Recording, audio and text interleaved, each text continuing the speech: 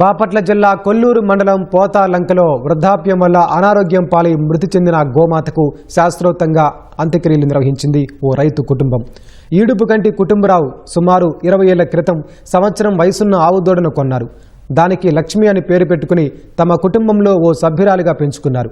ఈ ఆవు 10 ఈతలు ఈని మేలుజాతి దూడలకు జన్మనిచ్చి ఆ రైతుకు లక్షల రూపాయల ఆదాయం ఇచ్చింది. 4 రోజుల కిందట ఈ గోవు అనారోగ్యం పాలు కాగా దానిని బతికించాలంటూ యజమాని కుటుంబరావు పలువురు పశు వైద్యులను ఆశ్రయించారు. అయినా ప్రయోజనం లేకుండా పోయింది. అది మృతి చెందడంతో కుటుంబరావు కన్నీరు మున్నీరుగా విలపించారు. గ్రామంలోని పలువురు మహిళలు ఈ గోమాతను కడసారి దర్శించుకుని పూజలు చేశారు. ఆవు యజమాని కుటుంబ సభ్యులు బంధువులు పసుపు కుంకుమ పూలు చల్లి పూజలు చేసి టెంకాయలు కొట్టారు. తర్వాత ఎడ్ల బండిపై మేళ తాళాలతో ఊరేగిస్తూ అంతిమయాత్ర నిర్వహించారు. అనంతరం కుటుంబరావు కుటుంబం తమ పొలంలో ఆవు మృతదేహాన్ని ఖననం చేసి దానిపై ఉన్న ప్రేమను చాటుకుంది.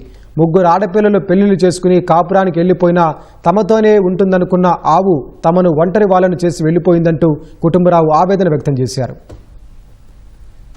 20 సంవత్సరాల నుంచి దాన్ని మేపుతున్నానండి. ఇంట్లో బిడ్డలాగా దాన్ని పెంచుకునేవాడిని. నేను రోజు అరటికాయలు తను లెక్క చేయకుండా బాగా పెట్టేవాడిని. 10 ఈతలు ఏనింది. 10 ఈతలు ఏని ఒక్కొక్క దూడని 1,50,000, 1,70,000, 1,30,000 కట్టాను.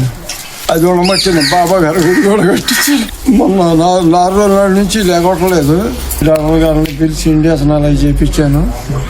అయినా తగ్గలేదు, చచ్చిపోయింది.